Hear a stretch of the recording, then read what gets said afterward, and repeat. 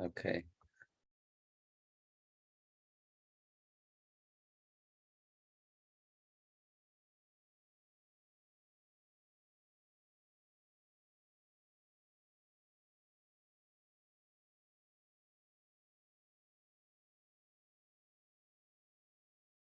Okay, let's get started.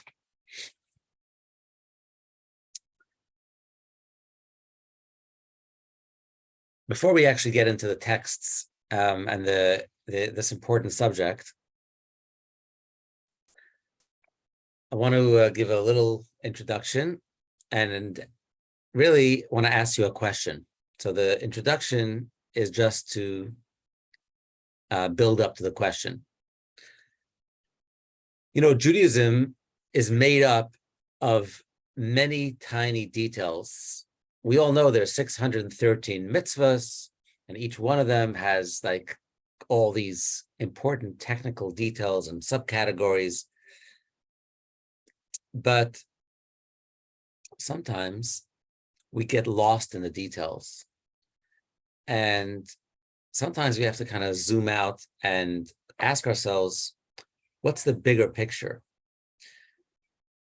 Each one of us is in many places. We play many roles in our lives, and various areas of our life are constantly changing. There's world events that impact us on a global level, on a local level. And sometimes it's hard to make sense of it all, how to bring it all together. What's the one thing, what's the one idea that brings all these different parts of my life together, whether it's in Judaism, whether it's in life in general? If I were to ask you, what do you consider to be the central element of your life? The one big idea that grounds everything you do, what would it be? And this is Mine where would you, be, oh, sorry? I was going to say mine might be family. Okay. There's lots other more deeper ones, but on a whole, my family. Okay. Yeah. Any other big ideas that people have that would kind of bring the whole thing together? I would agree with Linda. First is family, and then maybe for me, artistic expression. Oh, beautiful. Okay. So let me throw in another word there. Purpose, meaning, fulfillment.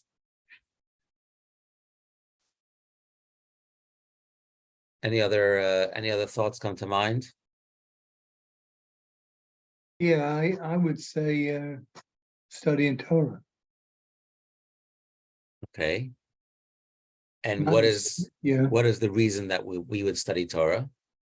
because it helps us with life and how to deal with things. And Okay, very good. Again, it's a guide for life. So study Torah helps to ground us and keep us focused. What else? What other ideas do you have? Rabbi, say the question again, sort of, so it refreshes my, What I'm saying is that in life and in Judaism in particular, we have many, many different areas of life, many different details of our life that seem to be pulling us in different directions. We could play the role of a friend, an employee, a parent, a child, a spouse, a sibling. There's so many different roles that we play, so many different things that we do, right? And how do we find that one central element in our life that brings it all together, that grounds everything in our life into one big idea? So far we heard about Torah study, we heard about family, we heard about artistic expression, and Faith, Any other thoughts? faith, Faith. faith. Yeah. Mhm. Okay, I'm glad somebody mentioned God. Yeah, Yeah. Well, I kept thinking about it. That's why I said repeat the question so it would make me think a little more. And really, the bottom line is faith and faith in God, and to believe that there's someone that controls and et cetera, et cetera. Yes. Okay, Yeah, very good. So faith. we'll come back to this idea after we delve into this week's Torah reading, which is called Akev. And the way it starts off is basically by telling us Moses is speaking to the Jewish nation, to the Israelites, at the end of 40 years of traveling in the desert. They are about to enter the promised land, and he reviews everything that happened over the past 40 years in the wilderness and reminds them that if all they have to do is remember to listen to instructions, and good things will happen. And this actually reminds me of an artist friend of mine who drew a cartoon once with Moses and the tablets. And it says, the quote is, "For best results, follow instructions." So that's basically what it says here. It says, if you will listen to my instructions and follow the Torah's way of life, good things will happen. Sounds simple, right? Well, let's read it in the words of Deuteronomy. And it will be because you will heed these ordinances and keep them and perform them, that God will keep for you the covenant and the kindness that he swore to your forefathers. Now, I want to point out one word, which happens to be the second word here in the Hebrew, and becomes the title of our parsha. The word is Akev. Now, it's a very unusual word, especially because what does it mean? Well, there's different explanations of what it means, but for the way we're translating here, it means simply because. Because you will heed these laws, God will remember the kindness that he swore to her. Okay, so because, there's many words for because. In Hebrew, the most common word is ki. Why choose this strange word akev? So the way the word akev, which becomes like we said, the name of our parsha, according to the commentary 12th century Nachmanides, he says the word akev means because, and he brings another instance in Genesis where this same word akev is used with Abraham, because Abraham hearkened my voice, right? Which basically implies that how we interpret this verse is because you will observe my commandments, you will receive reward. Which implies that the reason that we observe God's commandments is for the sake of something else. It's a means to an end. And that's very troubling because normally when we think of Torah study or observing God's commandments, that's the ultimate, that's an end in itself. We're not studying Torah for some other purpose as a means to achieving another end. So why is the verse saying that it will be because you study Torah or observe these commandments, I will give you the reward and it will lead to the end result? So the premise of the question is really wrong, because it's true that Torah study and mitzvahs contain inherent value, intrinsic value. We don't need a reason for their observance. other than our Creator designed us and gave us the manual for the instructions for how to live our lives. But that's only half the story. There is, in fact, an underlying thing towards which everything else leads to. In other words, whether it's Torah study, or whether it's mitzvahs, or any other details of Judaism, is all leading to one grand idea, and that is to allow us to connect with God. So we learn Torah, which is divine wisdom, and it connects us to God. We do the various commandments that God instructed us to do. Why? Because it connects us to God.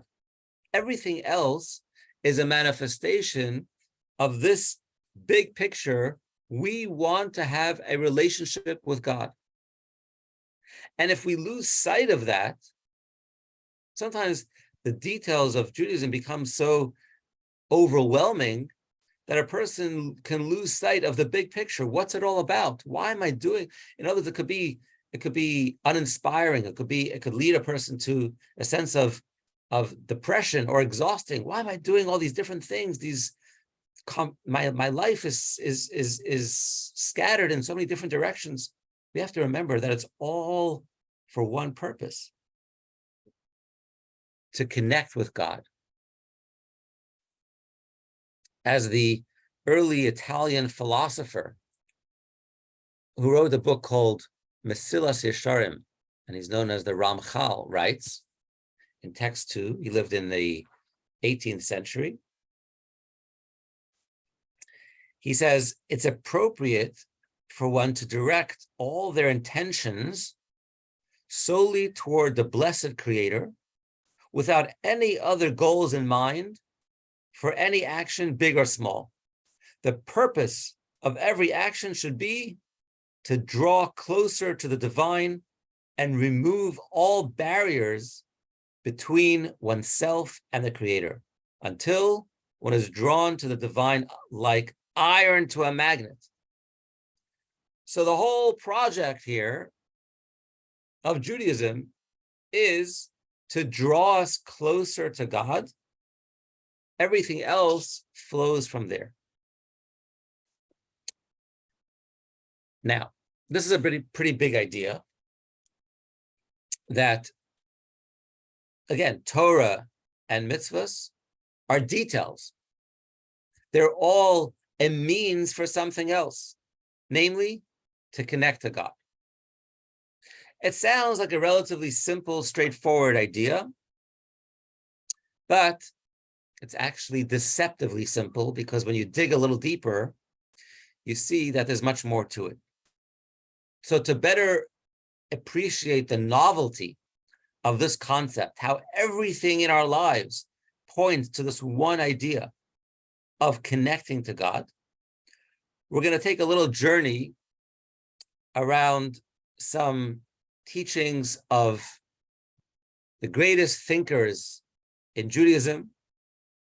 One of the greatest thinkers lived in medieval times, 16th century, Maharal of Prague. He was a Talmudist and a philosopher, and the leader of the famous Jewish community of Prague during the 16th century. And we're going to study some of his writings to get a better appreciation of this big idea. So he writes a commentary on the Mishnah. So let's first look at the Mishnah, and then we'll look at his commentary. The Mishnah in Ethics of the Fathers says as follows. Quoting one of the great sages, Rabbi Gamliel, son of Rabbi Yehuda Hanassi, he would say, Torah study is beautiful when paired with the way of the world, for the toil of them both causes sin to be forgotten. Ultimately, all Torah study that is not accompanied with work is destined to cease and to cause sin. That's the first idea. Second idea, those who work for the community should do so for the sake of heaven, for the merit of their ancestors shall aid them, their righteousness shall endure forever, and you, I shall credit you with great reward as if you have achieved it. So there's two different ideas slapped together in this one Mishnah. One is about Torah study, and the second is about communal service.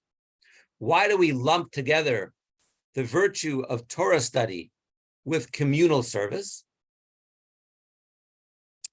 The reason is because they're very similar. They both share this broad global scope. And in contrast to mitzvahs, which are typically around physical actions, right? And very narrow in scope, Torah study is much broader, and so is community service. Torah has an advantage that it's an intellectual pursuit, and how we view intellect is as broad, indivisible, universal. Let's read it inside in his words. The Maharal says as follows. Commenting on this very Mishnah that we just read, he says the Mishnah proceeds with those who work for the community. And he notices that the Mishnah juxtaposes the two items of Torah study and community service. Why? Because they're similar to one another. How? Torah is unlike mitzvahs. For when one does a mitzvah, the person is not engaged in something broad, neither is anything else relevant to it. I'm doing that specific action. It's a behavior, it's a practice. It's usually something to do with a physical item, and it's hyper-focused. By contrast, when a person engages in Torah, they acquire something broad. For intellectual matter is a broad, universal thing, not a specific thing, as we've explained a number of times. And this is what our sages say in the Talmud: one matter of the Torah is equivalent to the entire world.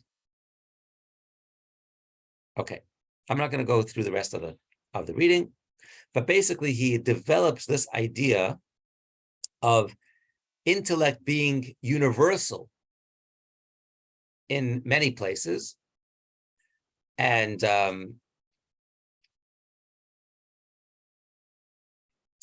one other example where he talks about this idea is the famous story of Jacob, our patriarch Jacob. He comes to a place to sleep, and he takes some of the stones.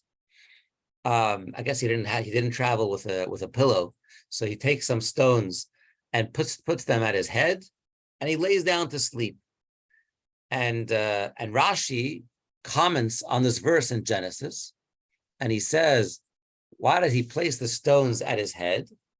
He arranged them in the form of a drain pipe around his head because he feared the wild beasts. So the stones were there to protect him. But then we have a little deeper idea that Rashi brings, which is what was going on behind the scenes. The stones started quarreling with one another. There's many stones, and each one said, let this righteous man, Jacob, lay his head on me. And the other said, no, I want him to lay his head on me. So what did God do? Immediately, God makes them into one stone. So the verse starts off talking about many stones and ends off by saying, and he took the stone in the singular that he had placed at his head. So what are the stones fighting about?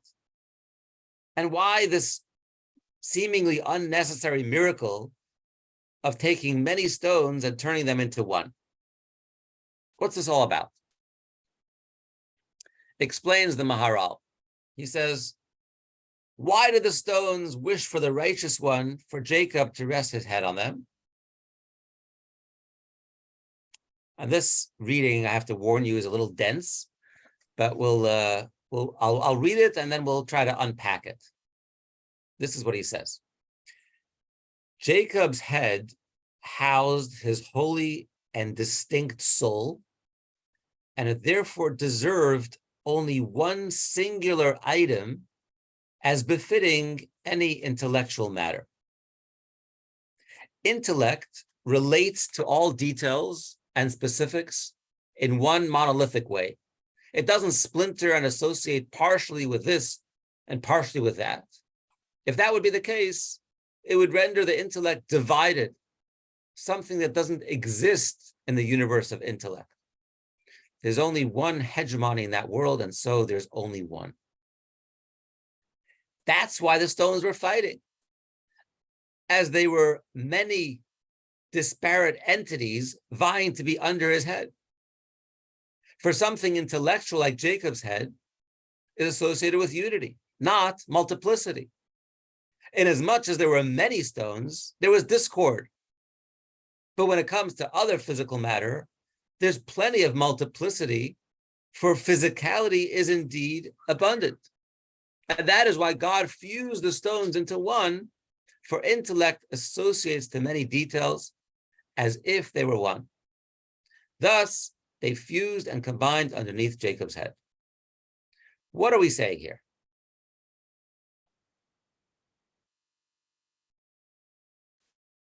So, Rabbi, yes. think, I don't know. I think I see unity. Like I see trying to be one, united together. Right. So, that's what I see in those statements. So, and how so true unity exists within God. The further away you get from God, the further you get from unity. That's why everything physical is fragmented and divided. So in many streams of classic Jewish thought, intellect is the top, is the peak, the apex of human achievement, right? We human beings are capable of many things. We speak, we act, we feel, but above it all, we think, right? We have the gift of intelligence, of intellect, on a level that no other creature does, not even AI. So, what is the Maharal teaching us here? He's saying that that true intellect is indivisible. Let's take one idea, an intellectual idea, which is a mathematical equation. 2 + 2 = 4. Okay? That idea can be related in many different ways, right? You could take the equation of 2 + 2 = 4, and you could apply it to 2 rocks. 2 rocks plus 2 other rocks makes 4 rocks. 2 feelings and 2 other feelings makes 4 feelings. 2 ideas plus 2 other ideas make 4 ideas. In other words, the subject matter may be different each time, but the core idea that 2 + 2 = 4 is the same. So it doesn't change. An abstract idea is indivisible and unchangeable. So every mitzvah has its particular details. And that's what's unique about Torah study, because Torah study is not just another mitzvah. It's not just, okay, I'm going to take a book and I'm going to engage my intellectual pursuit of curiosity to study what the Torah says. Because Torah study is an intellectual exercise, it's much broader in scope than any particular mitzvah. And that is the reason, says the Maharal, why the Mishnah lumps it together with the idea of community service, which is also broad in scope. Why is intellect broad in scope and community service broad in scope? it's all because of its spiritual nature. When you take a specific mitzvah that is related to physical matter, it's very narrow. It's subject to that particular, the particular needs and requirements and details of that particular behavior. And so the reason is because, again, when we talk about unity, when we talk about true unity, true oneness, the source of it all is God. And therefore, God creates a physical universe which is fragmented. And so every tiny detail of this world is really a narrow fraction of the grand truth, very removed from that big picture of one God, the unity, the oneness that it all comes from.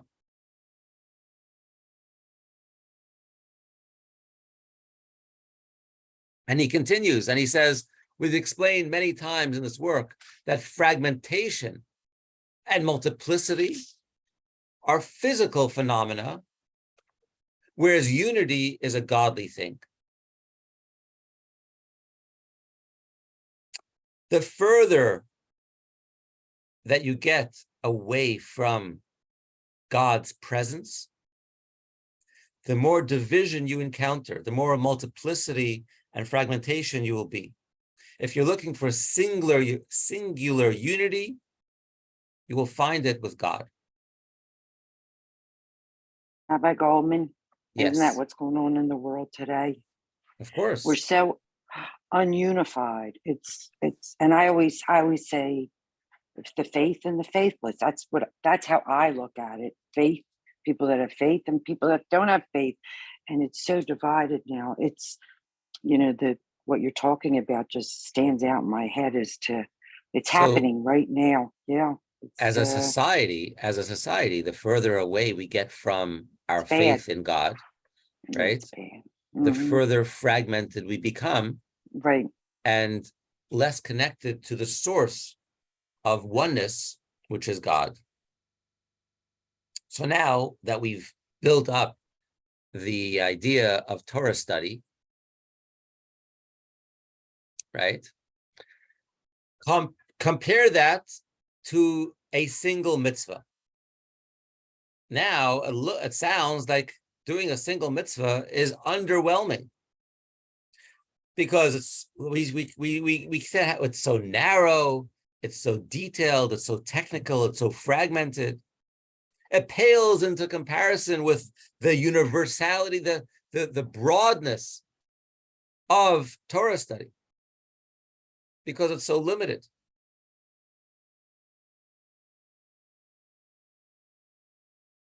So the question becomes, if all of these mitzvahs, all of these detailed laws, if that's what Judaism is all about, then how do we see within those behavior patterns, how do we see the global cosmic reality of what it really is?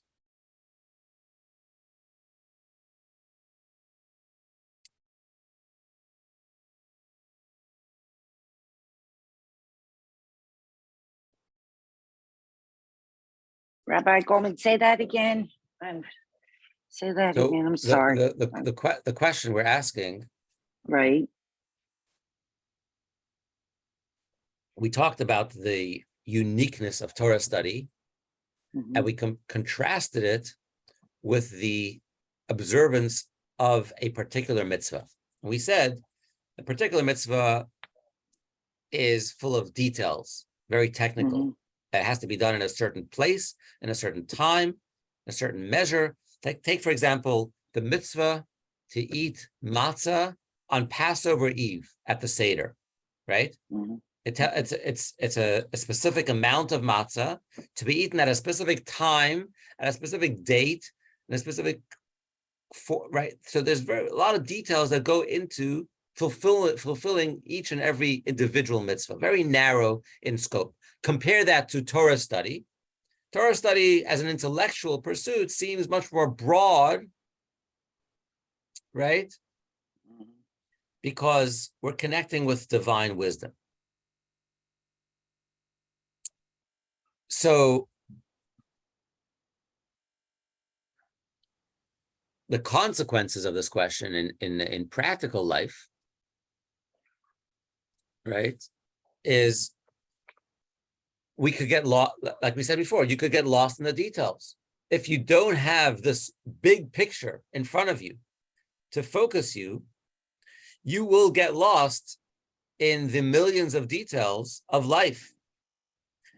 And you won't feel the glory and the beauty of Judaism, all of its spirituality, when you're consumed with finding that particular matzah to eat on that particular day and figuring out whether you did it exactly at the same time in the right place and it was enough matzah, right? It's very different type of experience.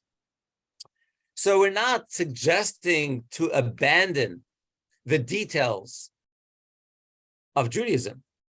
But what we're saying is, if that's the full extent, right, then it could very quickly lead a person to being exhausted and uninspired, and maybe even anxious and depressed.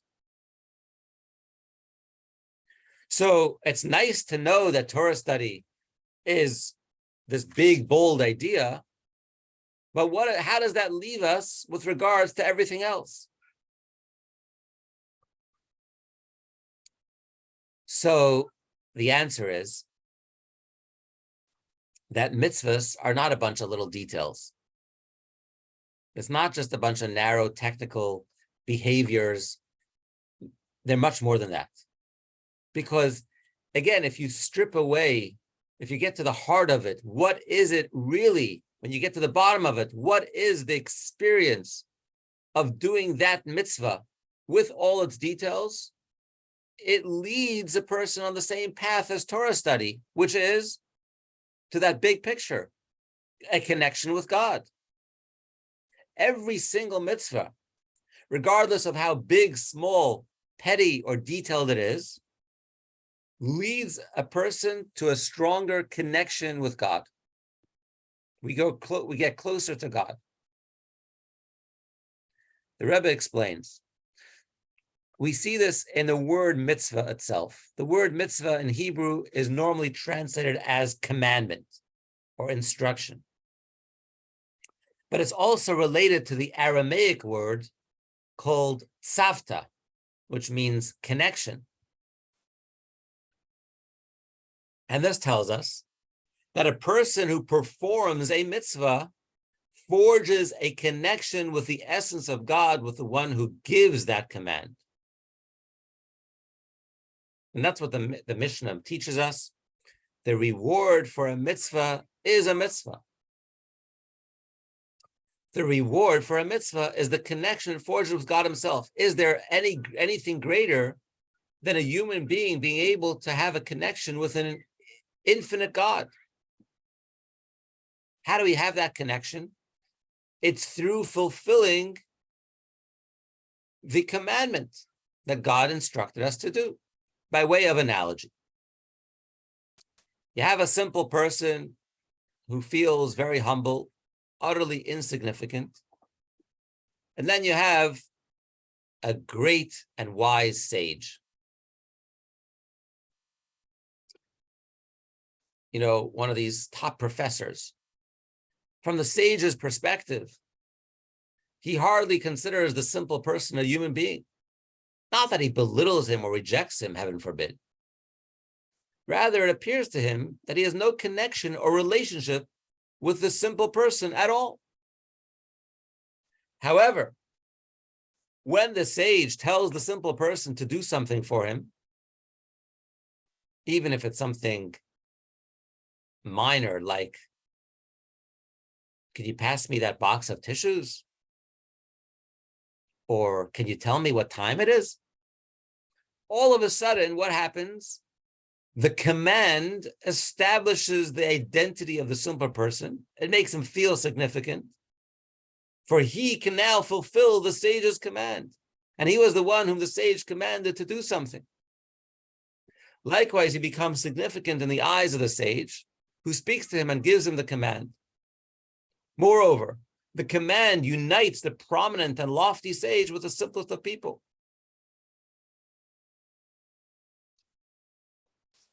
Right? The analog with regard to doing a mitzvah is self-explanatory. In other words, the very fact, before a mitzvah comes into our life, we have no way of connecting. A finite human being has no way of connecting to an infinite God. They're in two different worlds.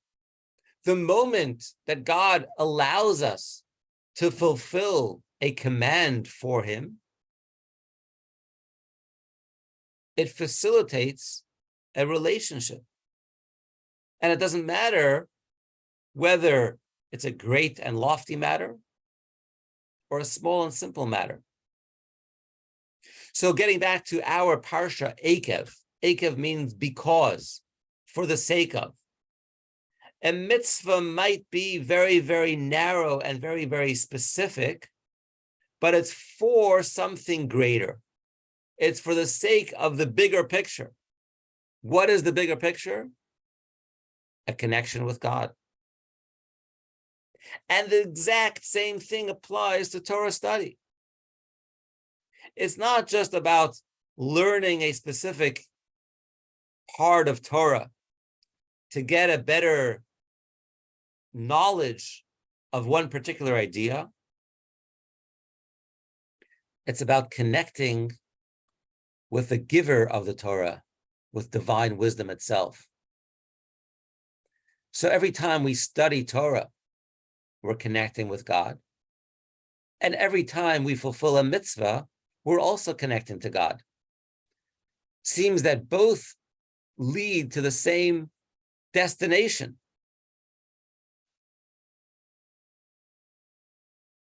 Allowing a person, a small human being, to connect with a creator of the universe. As the Rebbe says, when a Jew engages in Torah study, they must invest energy and be excited about studying and understanding it. After all, right, we said before, it's intellectual pursuit. Your mind has to be engaged. But together with that, one must remember that the purpose and the goal of Torah study is to connect and unite with God, the giver of the Torah. And this is why before we study Torah every day, we recite a blessing. Because the first step to connect with the giver of the Torah is to recognize that this is not just human wisdom, it's not just man-made, it's divine in origin. And when we make that blessing, acknowledging God as the giver of the Torah, we infuse our study with the appreciation that it's God's Torah, and that this study is a medium to connect with him. And the same is true with observing mitzvahs. A Jew's regular practice of mitzvah observance must be saturated with the appreciation that a mitzvah is about connecting with God, the one who instructed the mitzvah. And this is the overall message of our parsha's name, Akev, because, for the sake of. This word highlights the idea that following a life of Torah and mitzvahs is in fact a reason, a medium for something else. What's the something else? It underscores that the purpose of it all is to connect with God, the one who gave us the Torah and instructed the mitzvahs. It makes sense? Yes. Yes. Yes. Mhm.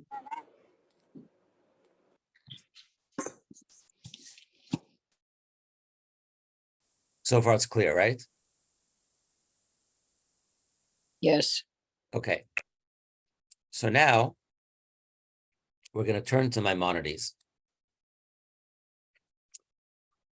In many places, it talks about the reward for our commitment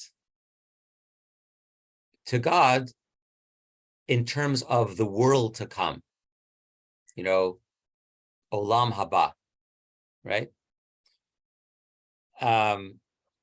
That a person who follows the Torah and performs the mitzvahs will gain entry into heaven, into the world to come. But Maimonides makes an interesting point, which seems to question that or to go against that notion. He says as follows: a person should not say, I will fulfill the mitzvahs of the Torah and occupy myself in its wisdom in order to receive the blessings that are contained within it, or in order to merit the life of the world to come. It is not fitting to serve God in this manner. Rather, says Maimonides, one should serve God out of love, engaging in Torah and mitzvahs, and walking in the paths of wisdom for no ulterior motive, not because of fear that evil will occur, nor in order to acquire benefit. Rather, they do what is true because it's true. They do what is true because it's true. What does this love look like? It is loving God so much and with such passion that one feels as if their very soul is bound up with this love. It's so strong, the person becomes obsessed with it. So Maimonides here is negating the idea of serving God for the sake of reward. No, it's not about what you can gain out of it, but rather it's about being in love with God, being able to have a relationship with God.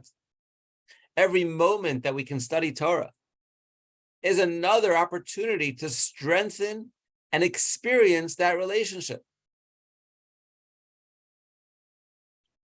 So you're thinking about rewards. Who cares about rewards when you can cultivate an incredible relationship with God, and all you have to do is a physical act.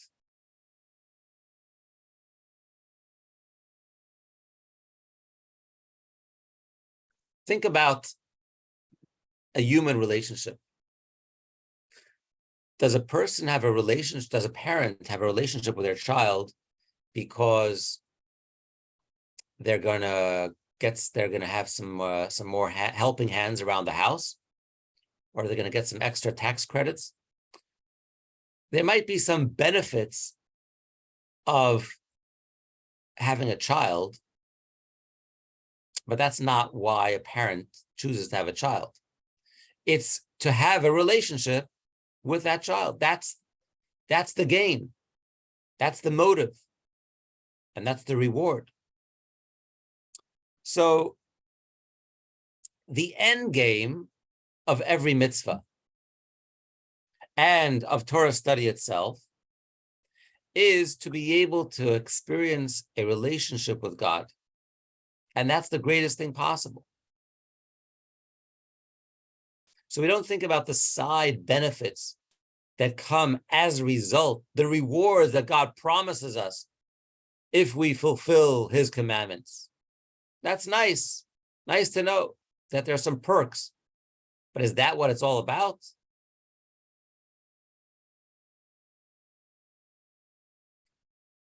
Much deeper than that, and much more important than that, is the opportunity to have a relationship with God. That is what it's all about. And that's going back to the earlier question that we asked in the beginning about what is the unifying factor in our lives? What brings it all together? Well, our life has just become very simplified because we have an answer to our question. And the answer is that it's about connecting with God. It's about being able to have a relationship with God. It's not that we are living for multiple reasons with multiple tasks and roles to play, and each thing is taking us in a different direction. It's obvious that as we evolve, as we go through life, our perception of life changes. And sometimes we think that we've got it all figured out, and something comes along and throws everything else up in the air. And we get thrown off because life threw us a curveball, and we ask, what is it? What are we supposed to do now? I had it all figured out, and now it seems that God wants something else. And the answer is that we keep coming back to the same point, that if the goal is to connect with God, God will inform us of what to do. And as long as we're open to listening to the signs that God sends our way about the path on which we're supposed to take, we'll be able to serve God. And we'll be able to be at peace knowing that there's a unifying theory to everything in our lives.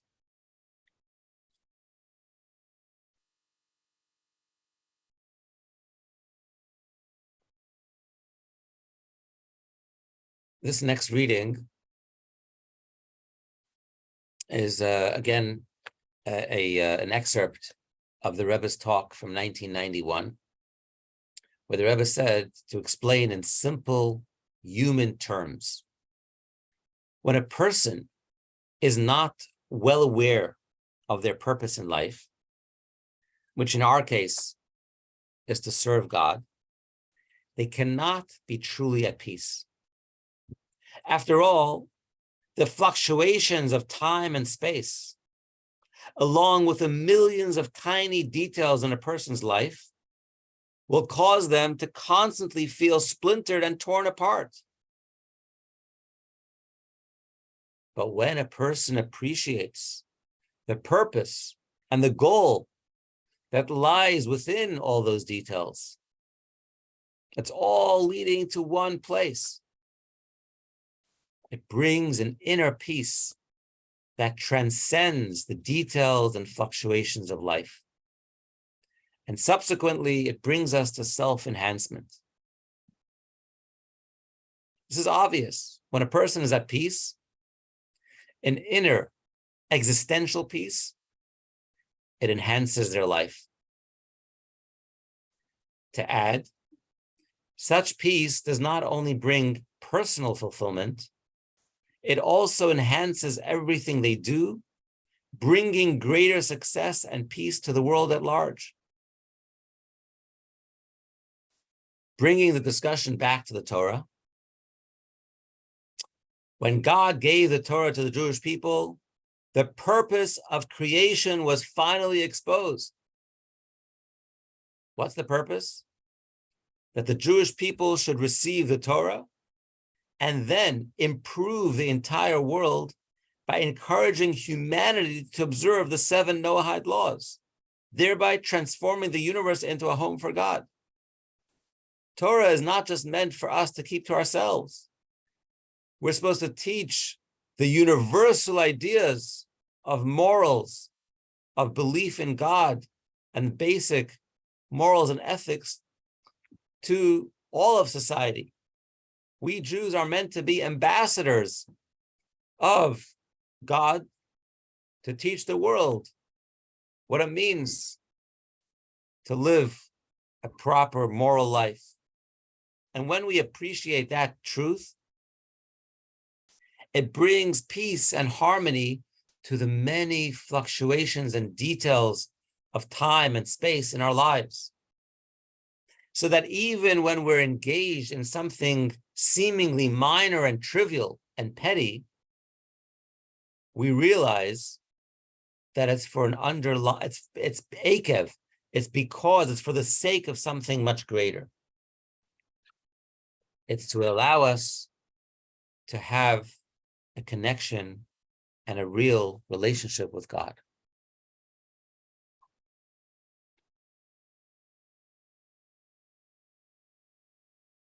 Any questions?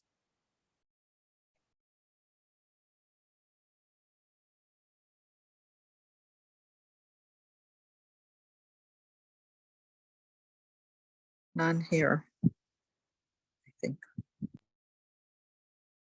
I have a question, Rabbi. Yes, Sophia. I don't quite understand what a possible alternative there could be. There cannot be an authentic relationship and authentic service if you don't have this type of an attitude. It's more of a robotic, non-fulfilling life.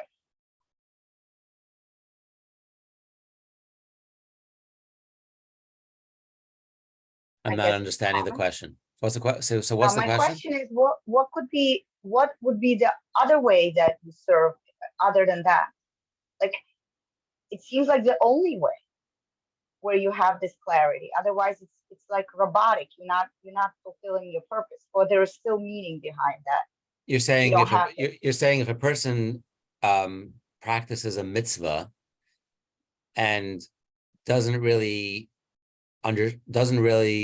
is not really conscious of the greater purpose of why they're doing that mitzvah, then they're just following a discipline program, but not really appreciating the depth of and significance and the meaning of that action. Yeah, I feel like it's such a difficult life because you're like a robot. You do things without really understanding. I mean, there's still probably a merit in that, but can you expand on that? Okay, so the point is that God doesn't want us to be robots, and that's why he gave us something called a brain. In many places, what is a robot? A robot does not have free choice. A robot is programmed to do what the programmer designed it to do and doesn't have a choice in the matter. So to compare that to serving God, God had many robots before the first human being came onto the scene. We call them angels. God had many angels who were worshiping him, serving him, praising him, and doing everything that he wished them to do. And, and if God needed more angels, it could have created more angels. There was no problem. And yet, God felt something was missing. So what does he do? He creates an environment where a new type of creature could appear, a creature that has many flaws and many weaknesses in its design, and gives it one special feature called free choice, so that the human being can choose to do right or wrong, to practice good or evil, to follow God's instructions or not. And God envisioned the tremendous satisfaction. For whatever reason, God envisions a pleasure that he would derive from having this unique type of creature called a human being, plagued with an evil inclination, trying to get it, trying to distract it from its very purpose and mission. And when that human being overcomes the obstacles and is able to fulfill its own purpose for being created, for some reason, God derives pleasure from that, infinitely more than any pleasure he had derived from his pre-programmed angels who don't have free choice and who do exactly what God wanted to them, just like the robot. So it's meaningful for God to have a relationship with us, but the catch is that by definition, a relationship is two ways. It's not enough for God to choose to have a relationship with us. That happened already at Sinai 3,000 years ago. Now the question is, are we going to choose to have a relationship with God? Then it's a real two-way relationship. So once we are focused on the bigger picture and we appreciate the significance of what it means for a finite human being to be able to have a connection to God, how awesome that is, then we don't get lost in the details, and we are able to remember that all of these details in our lives, all of these instructions for how we should live our lives according to the Torah are simply tools, are mediums, akev, because of, for the sake of allowing us to have a relationship with God. Rabbi Goldman, the word because to me leaves a lot of open doors, a lot of, it's an open-end word to me, because Right. it can mean a lot It can mean a lot of different things. It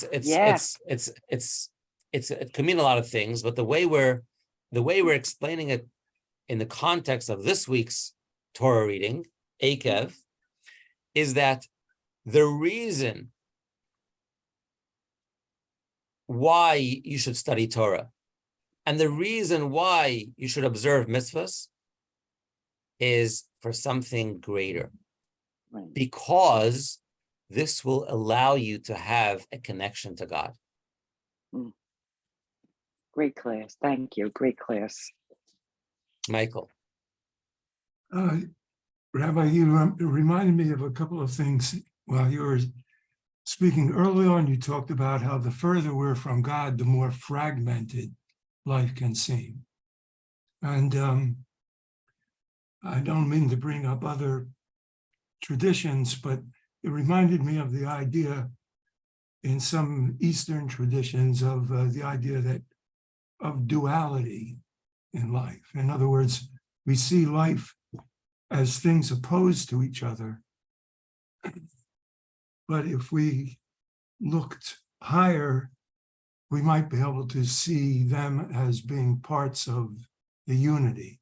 In other words, we live in a fragmented world, as you said, and it takes a sort of